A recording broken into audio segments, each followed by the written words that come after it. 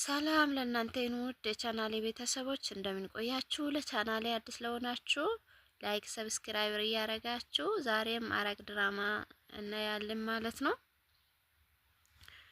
ንገሪኝ ምንድነው? ታደናግጣለች እሷ ስታየው። ምንድነው የደበቅሽው ንገሪ ትላለች። ማታ አገኛለሁ ያልሽ ሰው አገኘሽ እንዴ?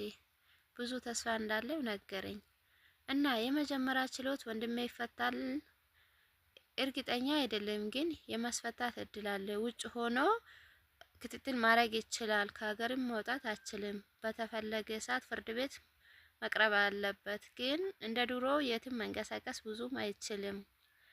አረ ምንም ችግር የለም፣ ከዛ ጨለማ ይውጣልኝ እንጂ ወንድሜ በጣም ናፍቆኛል። ሌላ የእናቱን ጉዳይ የማናግረው ነገር አለ ትላለች። እሷም የወንድሟ መልካምነትና ፍጹም እንደዚህ ማድረግ እንደሌለበት እነግራለሁ ትላለች። እሷም ሰውዬ ጫጫታና ወከባ አይወድም፣ የቀጠረኝ ብቻዬን ነው። እንዴ የምታወሩ ስለ ወንድሜ ነው አይደለ እንዴ? ለምንድን ነው ግን እሱ ሰውዬ በባህሪው ሰውን አይወድም፣ እኔ ብቻው ነው እንደናገር የፈለገ ትላለች። ቤዛ እየዋሸች ነው ማለት ነው። እንግዲህ ናጼን ዋሽታ ከድሮ ፍቅረኛ ጋር ለመሄድ አስባለች ማለት ነው። አንቺ ደርሰሽ ነይ፣ ብዙ አትቆይም አይደለም? እዚህ ጠብቅሻለሁ፣ ስለ ጉዳይ ብቻ ትንሽ አውርቼ ቶሎ እመጣለሁ ትላለች።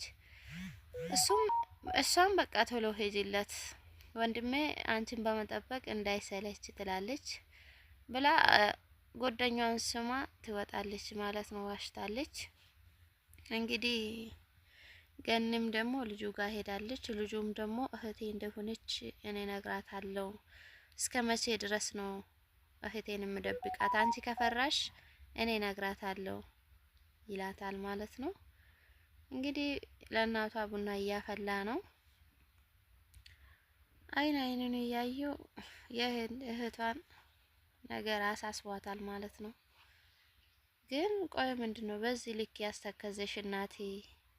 የልጄ ጥላቶች ማብዛታቸው ነው እንዲህ ያስጨነቀኝ። ዳጊ እፉ በጣም መልካምና የዋ ልጅ ነው። ጠላቶቹን እንኳን ማስቀየም አትፈልግም። እሷ እንኳን እውነት ነው እህቴ በጣም መልካም እህት ነኝ። እንደሷ ያለ እህት ማግኘት በጣም ደስተኛ ነኝ። በአሁኑ ግን እንደተመለሰች አንቺ ካልነገርሽ እኔ ነግራታለሁ። በዚህ ሰዓት ሰው የሚያስፈልጋት ሰዓት ስለሆነ በአሁኑ ሰዓት ሁሉም ጠላት ሆኖ ስለተነሱበት አሁን አስፈልግም። ግን ይሄ ነገር ደግሞ ከሰማች ባዘን ትጎዳለች፣ ብን ብላም ትጠፋለች። ይመጣ ይምጣ እንጂ አንቺ መናገር ያቃተኝ እኔ በደቂቃዎች ነግራታለሁ። ከዚህ በላይ ከአይቴ ርቄም መኖር አልፈልግም ይላታል። እሷም ጊዜውን አይደለም አሁን ሁሉም ጥላት ሆኖበታል። ሉሊትም እንኳን እዛ ለማስወጣት መርዛበታለች። ቤዛም ያደረገችም ነገር አይደለ። አሁን ደግሞ አንተ ወንድሟ እንደሆንክ እኔ እናቴ እንደሆንኩ ያወቀች የቤዛንም እርግዝና ካውቀች ምን እንደምሰማ ታውቃለች። በጣም ነው የምትጎዳ። ማን ነው ጎና ሆኖ የሚያጽናናት? እሱም እንደወሰነ ይነግራታል። እንግዲህ ቤዛም ፍቅረኛ ጋር ደርሳለች ማለት ነው። እሷም ለምንድነው ለህብራታ እኔ ያንተ ፍቅረኛ እንደሆንክ የነገርከ እያለች ትቆጣለች ማለት ነው።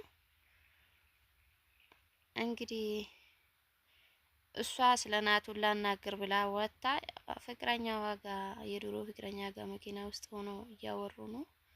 እሱም አናፍቄሽ አይደለ አጣድፈሽ የጠራሽ ይላታል። እሷም ደግሞ ለምንድነው ከህይወት የማትወጣልኝ? አሁን ግን አንቺ ነሽ ደውለሽ የጠራሽኝ። ለምንድነው ያንተ ፍቅረኛ እንደሆነ ለፍራታ የተናገርክ? እንደዛማ ከሆነ መፈለግ ደስ እንደሚል ይላታል። እሷም ህይወትን እባክህ አትበጥብጠኝ፣ ስሚ ከዚህ በኋላ አትፈታተኝ ይላታል። ግን ናታንን ማስፈታት እንደሚያስፈልግ አግዝሻለሁ። ግን ለናታን አንድ ነገር ትንፍሽ ብቴ በአንድ ሌሊት ነው ቤቱን ማቃጥለው ብሎ ያስፈራራታል ማለት ነው። ስላንተ ለናታን ምንድነው የምለው? ናታን ግን የሚያውቀው ይሄን ስለ ግንኙነት አልነገርክም ወይ ትላለ። ግንኙነቱን አልነገርኩትም፣ ግን እኔ አንቺን አፈቅራለሁ፣ አንቺ ግን ናታን ነው የምታፈቅረው። ናታን የሚያውቀው ይሄ ነገር ነው ይላታል ማለት ነው።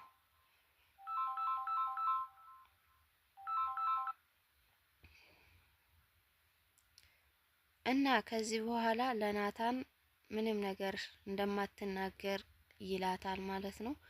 እሷም ከእንግዲህ በኋላ ህይወቴ ይውጣልኝ፣ እኔ ናታን አፈቅራለሁ ይላታል። እሱ ግን ናታን ለመጉዳት ነው።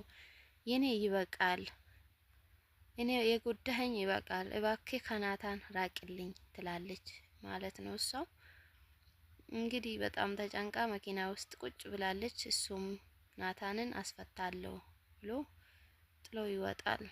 እሷም ግን የእርግዝና ምርመራ ከናታን ሳይሆን ከድሮ ፍቅረኛ ጋር ነው ያረገዘችው ማለት ነው። እሱም እያስታወሰች እያየች ታለቅሳለች። እርግዝና የናታን ሳይሆን የድሮ ፍቅረኛ ነው። ግን እሷ ናታን በዚህ መልኩ ለማሳሰር ፈልጋ ነው እንደዛ ያደረገችው ማለት ነው። እንግዲህ ናታን ደግሞ የናታን ልጅ እንደሆነ ነው ለሰው የተናገረችው።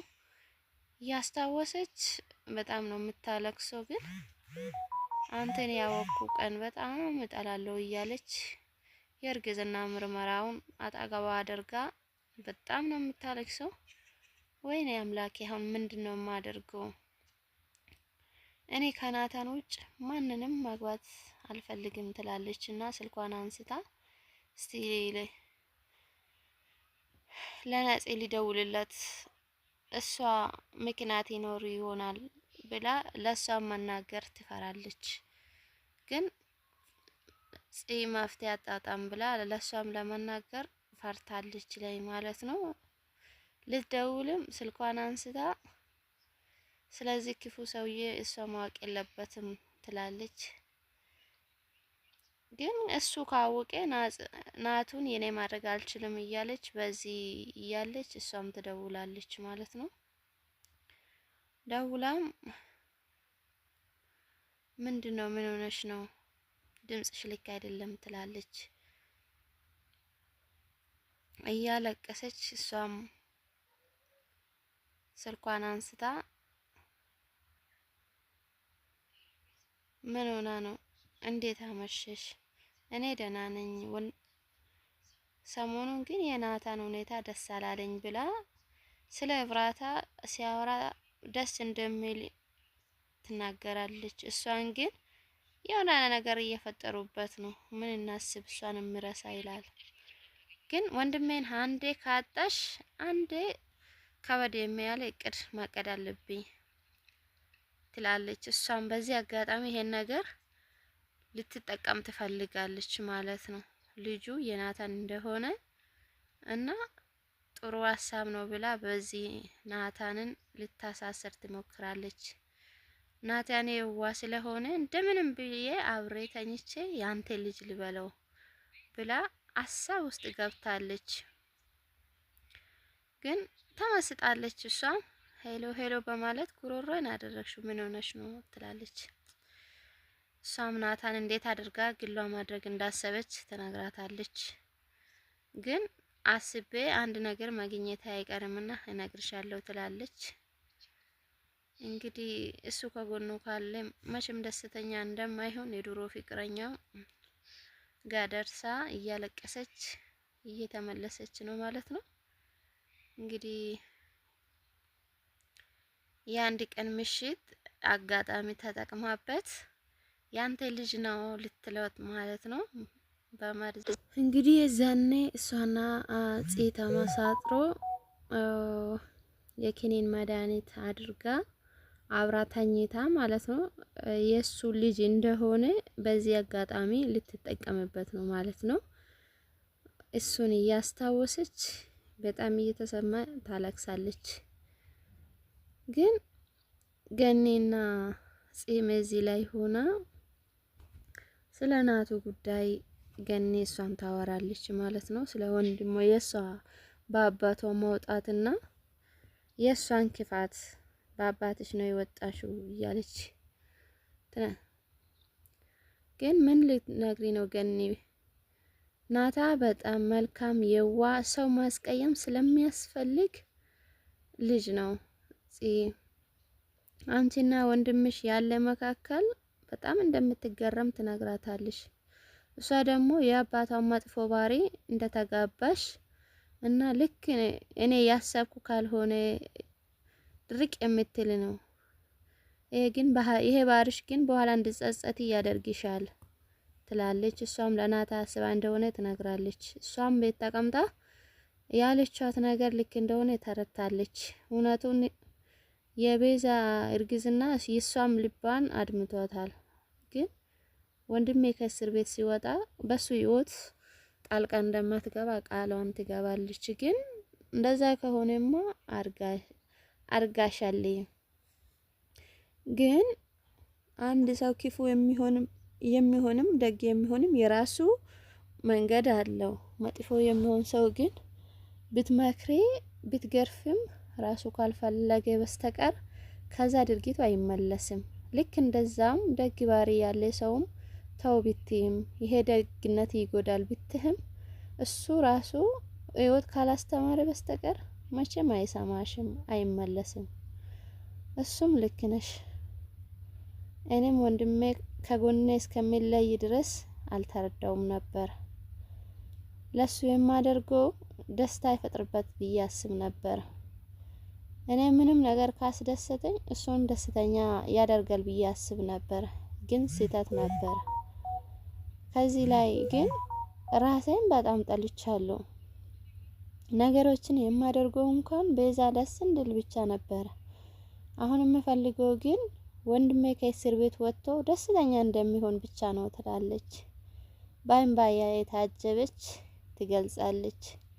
እሷም ለወንድሙ ክፉ እንደሆነች ልታስተካክል ማታችለው ነገሮች ርቄ ሄጃለሁ። ግን ወንድሜ በጣም እንደሚወደኝ ያወቅኩት ክፉ ነገር ሳደርግ በትህትና ሲመልስልኝ ነው እያለች በእንባ የታጀበች ከዚህ በፊት ብዙ መጥፎ ነገሮች አድርጋ አሁን ግን ወንድሟን በጣም ስለሚወዳት ይቅርታ አድርጎላታል። ግን ከእስር ቤት ሲወጣ ጥሩ እህት መከታ እንደምትሆኝበት ተስፋ ታደርጋለሽ። እሱ ከእስር ቤት ሲወጣ በዚህ ሰፕራይዝ ነው የምታደርጊ። እሱ ከእስር ቤት ሲወጣ የምትፈልገው እህት እንደምትሆንበት ቃል ትገባለች። ከዛ ከወንድሜ ጋራ እንደ ድሮ እንደ ህፃን መቦረቅ እፈልጋለሁ እያለች እንግዲህ ይሄም የሆነ ነገር አስቦ ነው ናቱን ለማሰቃየት ነው እዚህ እስር ቤት መጥቶ ጓደኛ ለመሆን የፈለገ እንጂ ለናቱን አዝኖ አይደለም። እሱ ግን ከቤት ጋር እንዳወራ አጋጣሚ እሷ ለማስፈታት እንደሞከረች እና እሱንም ለማገስ እንደሚፈልግ ይነግራል። እሱም ደግሞ በነፍስ ግድያ የተጠረጠረ ሰው በአንድ ችሎት እንዴት ሊፈታ ይችላል ብሎ ጥያቄ ይፈጥርበታል። እሱ ግን እንዴትም ተረዳታን ከአንተ እናስወጣለን እዚህ ይላል። ናቱ ግን እዚህ መሆኔ እኔ አልጎዳኝም፣ እኔ እዚህ ለማስወጣት ብላችሁ የሆነ ነገር እንዳትሰሩ ይላል። እሱ ግን አውቆ የሷን ልፋት በከንቱ እንደዚህ አታደርግ፣ እኔም መጥፎ ነገር አስቤ አይደለም ይላል። ግን እሱ ለሱ አስቦ ሳይሆን እሱን ለመበቀል ስለሚፈልግ ነው። ናታን ግን የዋ ስለሆነ ምንም ነገር አልተረዳም ማለት ነው። ናታን በተቃራኒ ቤዛ እንዳንተ አይነት ለማግኘቷ በጣም የታደለች ነው። እሷ ግን ፈላጊና ተፈላጊ እንደማይገናኝ እሱ ኤፉዬን እንደሚወድ ይሄ ደግሞ ቤዛን እንደሚወድ ይነግራል።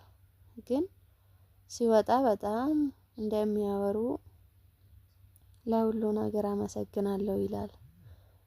እንግዲህ እዚህም መጣለች።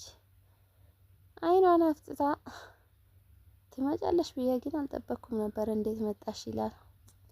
እሷም እኔ ራሴ እመጣለሁ ብዬ አላሰብኩም ነበር፣ የዚህ የወረደ ቦታ እንዴት ነው ማደር የወሰንኩት ትላለህ። ለነገሩ ይሄ ነገር ለአንተ ራሱ ይበዛባል። አንተ አቶ ሰለሞን ለጨለማ ውስጥ ልነግር ዘግቶበት አይደለ ይሄ ይሻላል እያለች ትዘናበታበታለች ማለት ነው። እሱም አጎቴ አይደለ እንዴ ይሄ ነገር ትላለህ። ቆይ በዛ ልክ ለምንድን ነው እኔ ገደልኩ ያልክኝ? በምን እርግጠኛ ሆንሽ ይላል። እሷም ቢላ አንስታ ስታነሳ ስላየው ነው ይላል። ቤዛን ግን በፋይል እንዳስፈራራችና ቤዛ እሱ ልታስፈታ እንደሞከረች ትነግራታለች። አሁን ግን ለምንድን ነው የመጣ ትላለች። አይ ብዙ ነገር እንዳትፈራገጥ ለአንተ ብዙም ጥሩ አይሆንም። አይ ልታስፈራሪ ነው የመጣሽው ወይስ ትላለች። መስፍን ጋር ያለ መረጃ እሷ ጋር እንደሆነ በሱ ልታስፈራራ ነው ማለት ነው። መስፍን ግን ስለሱ ያለ ማስረጃ ምንድነው ብሎ ይጠይቃታል። በአንተ ቤት ብልጥ ሆኖ እያስመሰልክ ነው። መስፍን ከመሞቱ በፊት ይሄ መረጃ ከመሞቱ በፊት ናታንን ለመቆጣጠር ይጠቅምሻል ብሎ ወረቀት እንደሰጣ ትነግራታለች። እሱንም ደግሞ ጥርጣሬ ውስጥ ይገባል። ያንቺ እጅም ውስጥ ያንቺ እጅ ጀርባሽ ውስጥ ያለ ይመስለኛል እያለ ግን በምንድን ነው ከዚህ ልክ ድርጅቱን ለመቆጣጠር ፈልጋለች እሷ ማለት ነው። ከዛም አቶ መስፍንም አስገድላ ጽዮንም ብቻውን መቆጣጠር እንደማትችል እንግዲህ አትመራም ብላ እሱንም አሳሰረች።